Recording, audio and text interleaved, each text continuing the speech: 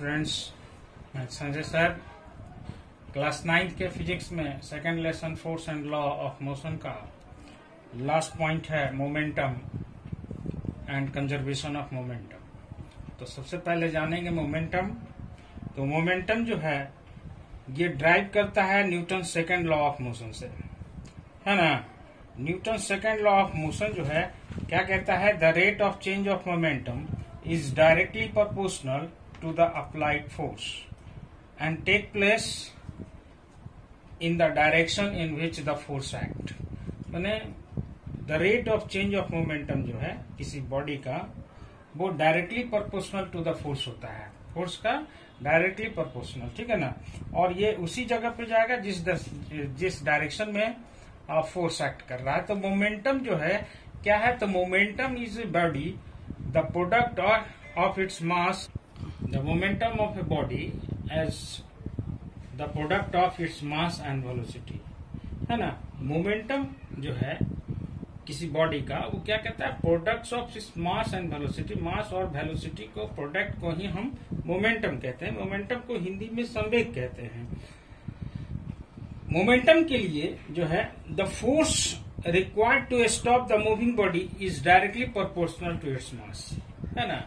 किसी भी moving body को स्टॉप करने के लिए हम जानते हैं कि यदि उसका मास ज्यादा होगा तो उसको रोक पाना संभव मुश्किल होगा, है ना, संभव नहीं होगा, या कसकर हर्ट होगा, चोट पहुंचेगी, या फिर उसका जो है स्पीड ज्यादा हो, वेलोसिटी ज्यादा हो, तो है ना, वेलोसिटी जब ज्यादा होगा तो उसका मोमेंटम ज्यादा होगा।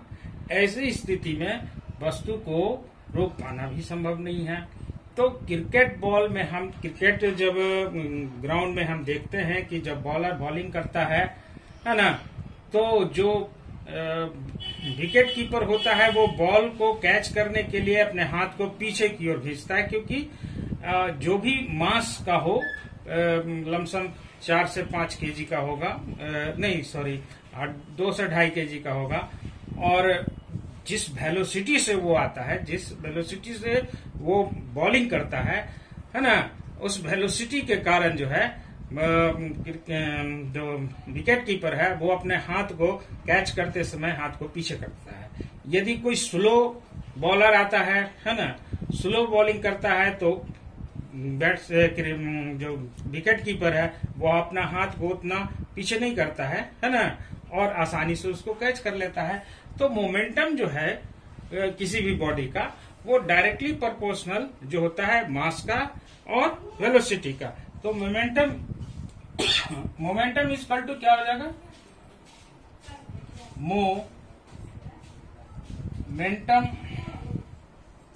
Equal to mass into velocity, ठीक है। मोमेंटम को P से इंडिकेट करते हैं, तो P is equal to M for mass and V for velocity. यहाँ पे लिखने की कोई जरूरत नहीं है, आप खुद जान जाइएगा कि P is equal to momentum और V is equal to velocity और M is equal to mass.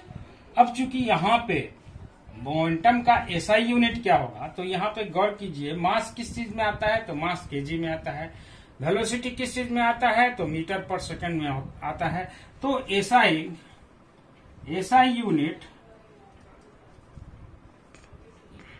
Unit of momentum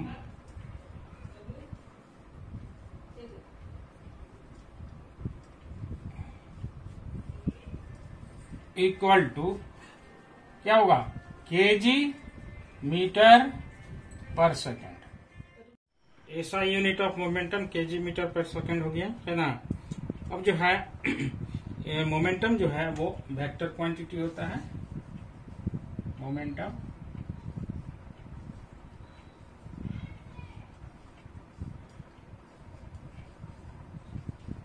is ए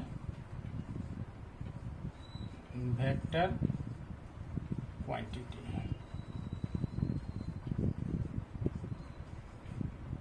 ठीक है। तो मोमेंटम जो है वेक्टर क्वांटिटी हो गया। SI यूनिट इसका kg मीटर पर सेकंड हो गया। अब इसका कुछ इंपॉर्टेंट पॉइंट है कि मोमेंटम जो है किस पे डिपेंड करता है। तो मोमेंटम जो है मास एंड वेलोसिटी दोनों पे डिपेंड करता है ना। मोमेंटम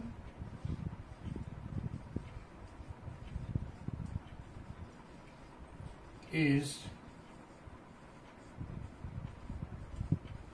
डिपेंड ऑन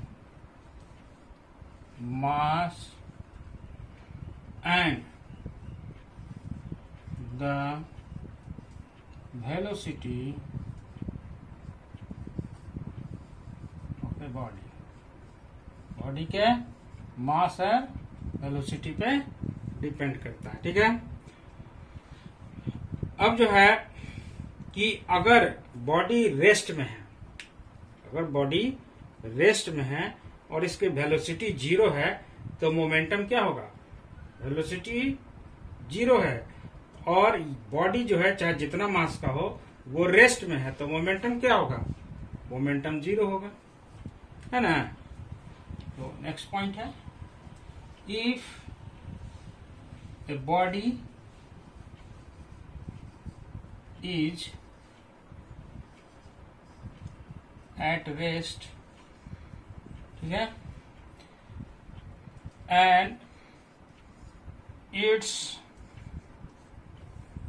वेलोसिटी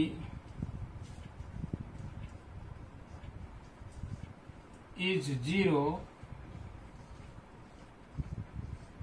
ठीक है ना, then the momentum is also 0।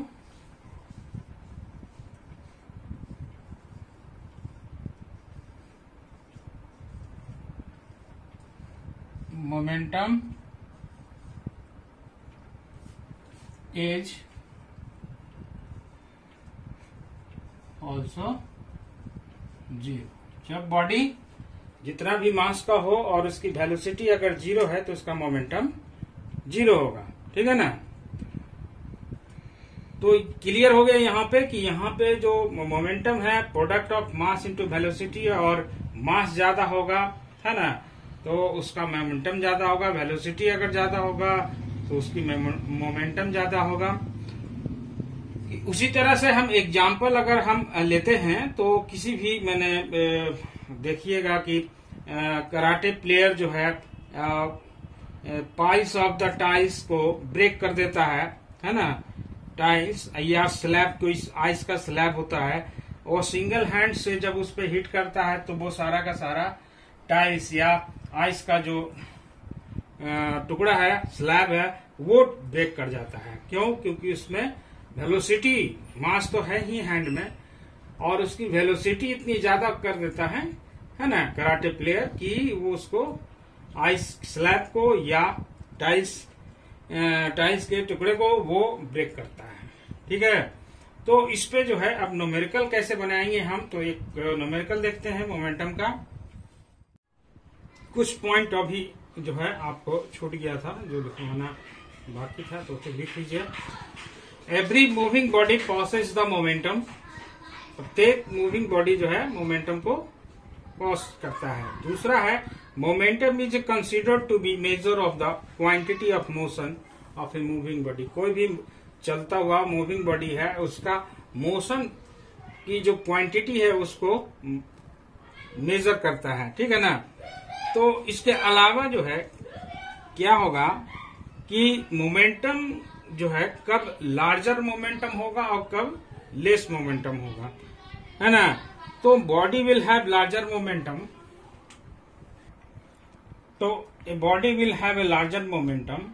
Body का जो लार्जर मोमेंटम है किस पॉइंट पे निर्भर करता है, तो इसमें कुछ पॉइंट है, नोट कीजिएगा। पहला है कि जो है if the mass of a body is larger, पहला है if the mass of a body is larger, ठीक है ना। मास ऑफ बॉडी लार्जर होगा तो मोमेंटम लार्जर होगा। दूसरा है if the velocity of a body is high या हाइयर, अगर इसकी वेलोसिटी जो है हाइयर है या लार्जर है तो मोमेंटम जो है ज्यादा होगा। तीसरा है कि यदि जो है इफ बोथ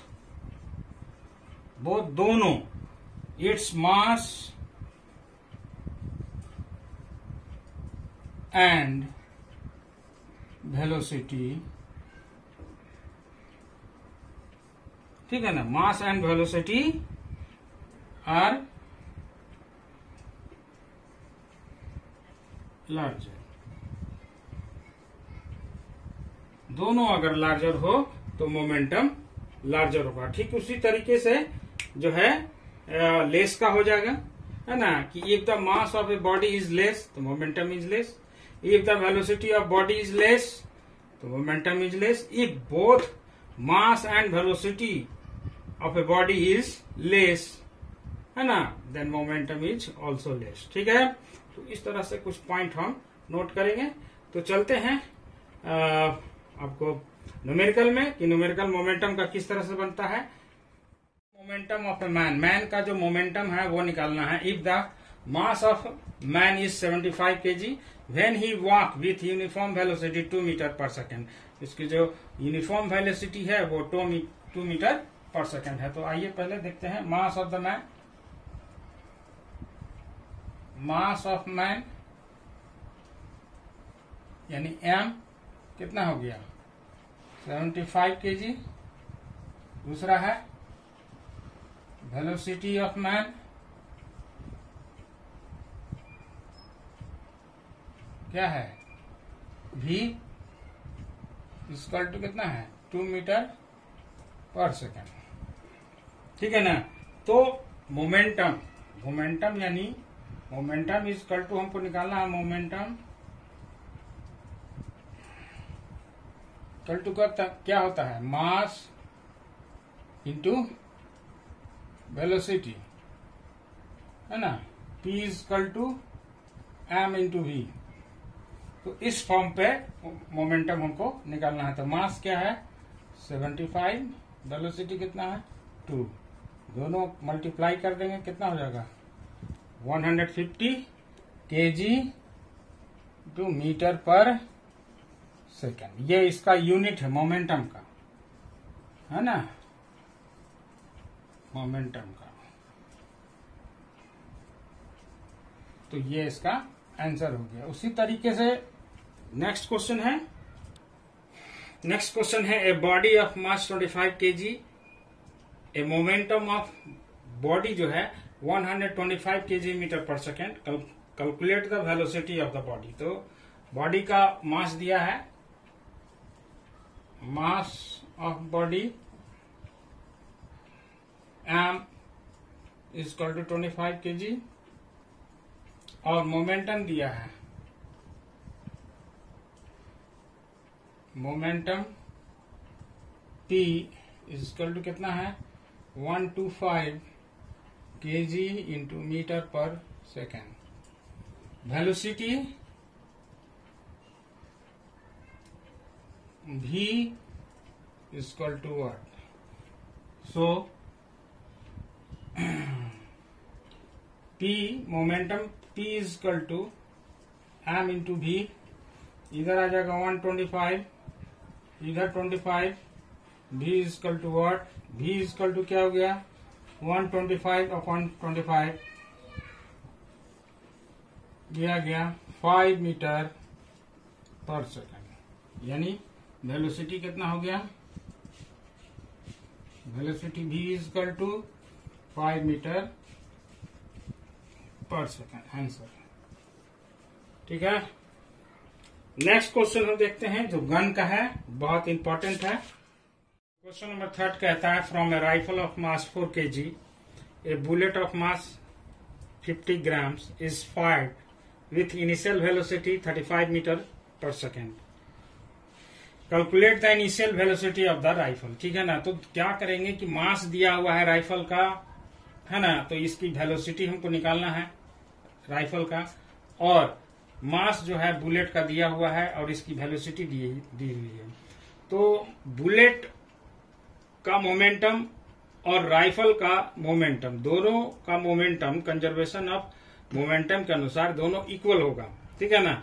तो उस स्थिति में हम जो है इसका इनिशियल वेलोसिटी राइफल का निकाल सकते हैं। तो सबसे पहले हम लिखेंगे momentum of rifle, the momentum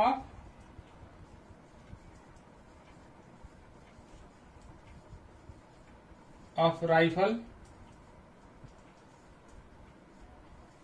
कितना हो गया, P equal to M V, तो m इंटू वी, वी क्या है, initial velocity of the rifle है, तो मास इसका दिया हुआ है कितना 4 kg, तो 4 इंटू इसको हम V1 लिख लेते हैं, ठीक है ना, तो V1 हो गया तो 4 इंटू V1। दूसरा है the mass of the momentum, the momentum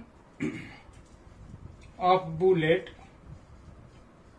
कितना हो जाएगा, मास इंटू वेलोसिटी, तो ये हो गया m1 और ये हो गया m2 इंटू V2।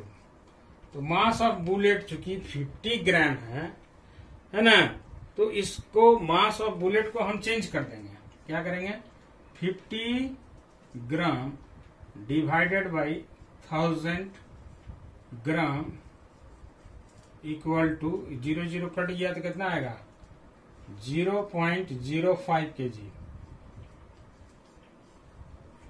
ठीक है ना। तो ये 0.05 kg हो जाएगा। तो ये हम क्या करेंगे, इसको यहां लिखेंगे 0.05 इंटू इसका वेलोसिटी कितना दिया हुआ 35, तो 35, ठीक है। अब इसको हम मल्टीप्लाई करेंगे 5 से, तो ये आ गया आपका 5 जा 25, 2 5 3 जा 15, 175 पॉइंट है 2 अंक के बाद, तो कितना आ जाएगा 1.75 kg metre per second. According to conservation of momentum दोनों इक्वल होता है ना। तो क्या होगा the momentum of rifle, the momentum of rifle equal momentum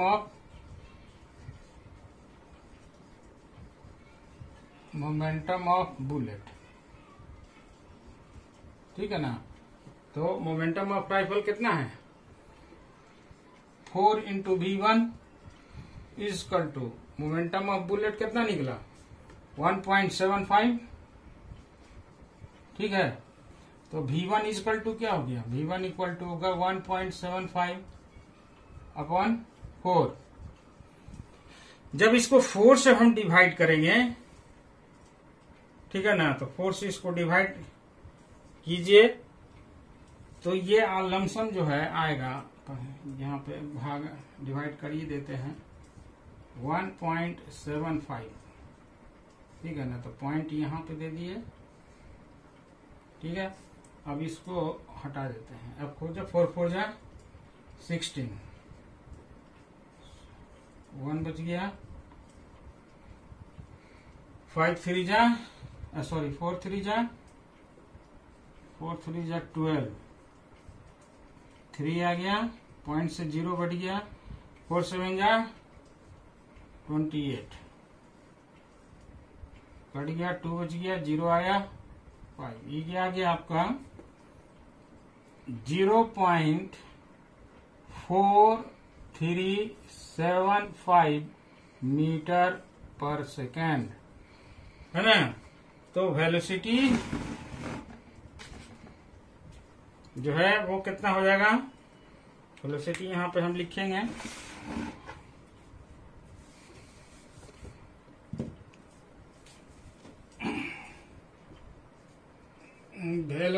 velocity, initial velocity,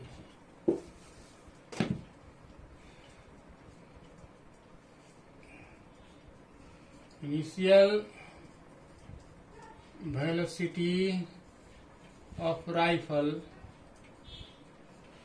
V1 equal to 0.4375 metre per second answer.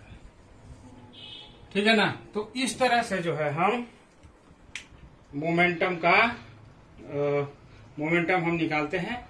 Next जो अगला जो वीडियो होगा वो कंजर्वेशन ऑफ मोमेंटम होगा, है ना। तो कंजर्वेशन ऑफ मोमेंटम के विषय में जानेंगे। और फिलहाल जो है आप लोग बुक से, चाहे एनसीईआरटी हो या एसचांद हो, कोई भी बुक से जो है न्यूमेरिकल पर काम करेंगे। तो आज के लिए इतना ही। ठीक है, फिर